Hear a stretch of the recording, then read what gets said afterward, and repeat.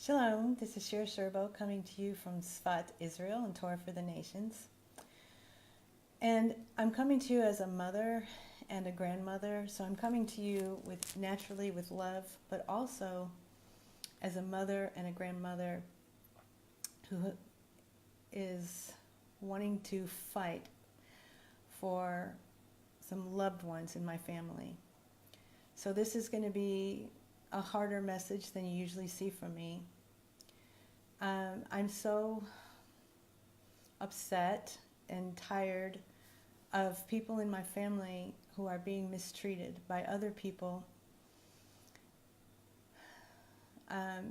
Maybe if you're listening to this, you have been rejected by people that you love for no reason. The only reason that they give you is that you don't believe the same way they do.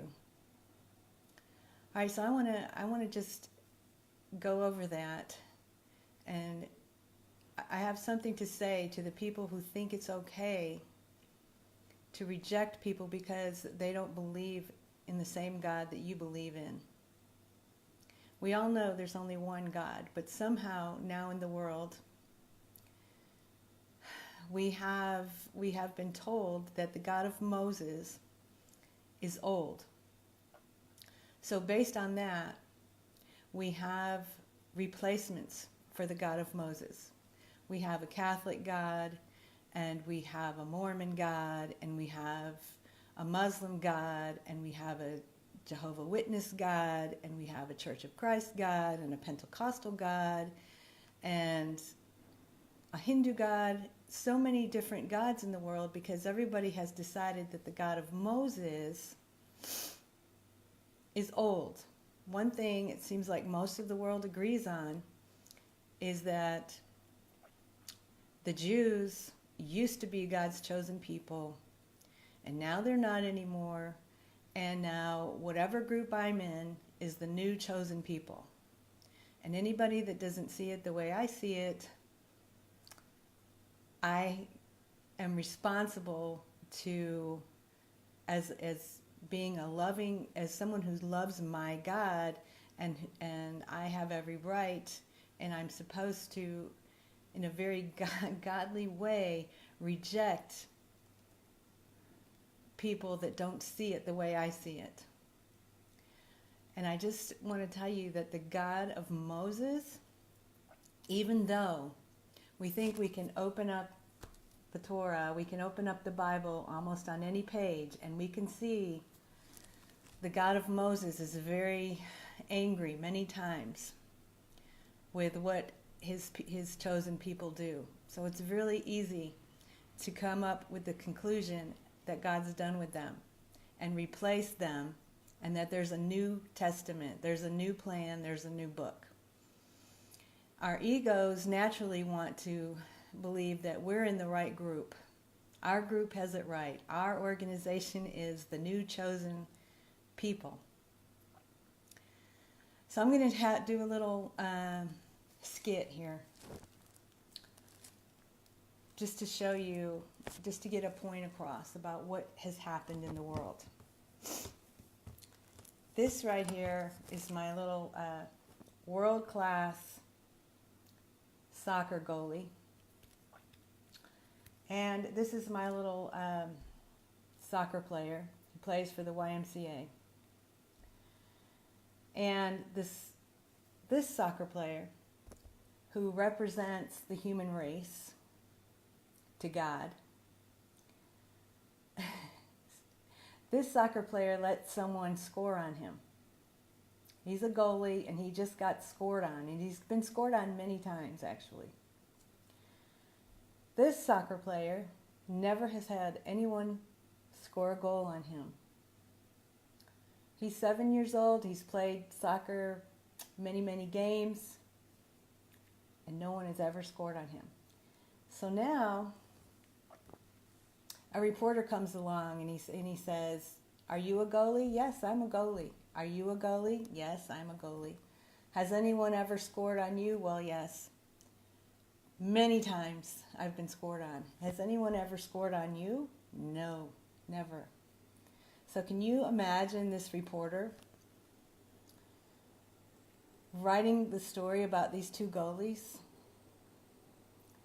do you see what's happened here? When we look at Moses making a mistake, do we see at what level he was when he made that mistake? Do you see these people that were chosen after generations and generations of people? We finally got a group together to represent us as human beings. They were the best mankind had come up with after a couple thousand years. I mean, at first, after 10 generations, all mankind had was Noah to represent us as a human race. So God worked with Noah. And then 10 generations after Noah, we finally had Abraham. Okay, so then Abraham had Isaac and Jacob finally had 12 sons. And so 6 or 8 generations after that, we finally have this group of people that are standing there on Mount Sinai, and they're given instructions by God. You're going to represent the human race to God. So therefore, they're chosen, but that means they have so much responsibility because they represent all of us to God. God wants to know that that it was worth it for him to create the human race. And the plan is that the human race is going to make this world a home for God. We're not going to be down here living like a bunch of animals. He already had animals. He wants people with free choice to make the right choices, to do what he wants them to do. So all this time, if your organization is teaching you that it's all about going to heaven, they got it backwards, because it's just like if you're planning a trip and you're going to go see somebody and you can't wait to go see somebody and you can't wait, and then they call you and they say, what do you mean you're coming? I'm coming to see you. All of a sudden you're like, you're coming to my house? God wants to come to earth. God wants us to do on earth as it is in heaven. He wants us to bring heaven down to earth. He's coming to see us down here. So our job is to elevate the world. People have to know it's not okay to murder. People have to know it's not okay to steal. It's not okay to have sexual relations with anybody you want to. It's not okay to take your child and sacrifice it to your favorite idol. Okay, it sounds so normal to us today. We all know this. We learned this in kindergarten. But it's like, at the time that these instructions came into the world on Mount Sinai, this was not happening in the world. This was all very new stuff. These group of people just came out of Egypt, and Egypt was very abusive, and people did sacrifice their children to their gods, and they did abuse other people, and it was survival of the fittest, and it was no different than animals.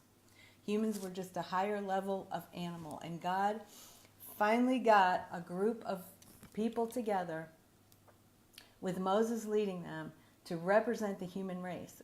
So when they were 3 days in the desert with no water, and they complained to God and didn't have faith that God was going to save them in the desert, they got in trouble for it.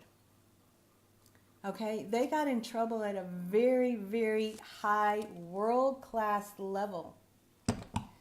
So in their 40 years in the desert, they had 10 tests that they failed. 10 tests in 40 years. That's like, the team that loses 10 games in 40 years. So all we see generations later when we pick up this book and we read it is, wow, did they mess up a lot? Wow, God's really done with them.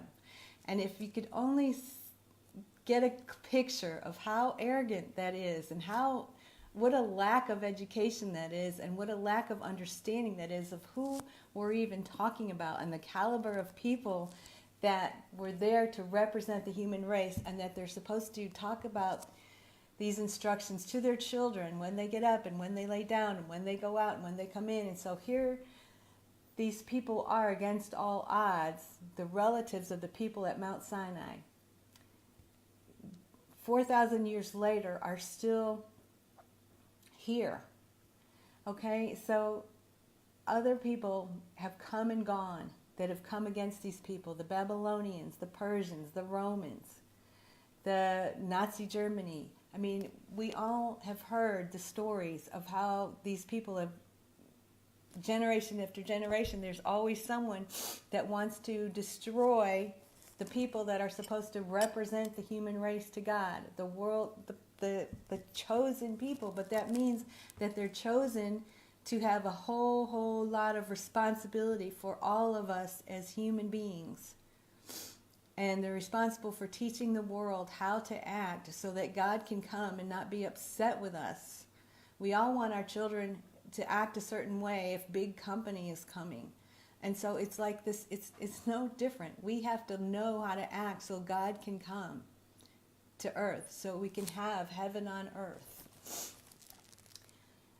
So to recap, if you're in an organization that you think has replaced the original people at Mount Sinai, that's very arrogant, that shows a whole lot of lack of understanding of that your organization has replaced the ones that God has been working with for thousands of years now, and that God says He's never going to give up on, and they're the ones chosen to take the world to this higher level of actually following God's instructions and creating a society totally different from the Egyptian society, the Babylonian society, the Roman society, all the cruelty that was in the world, that we are all going to learn not to do to anyone else what we wouldn't want done to us, and to treat others the way we want to be treated.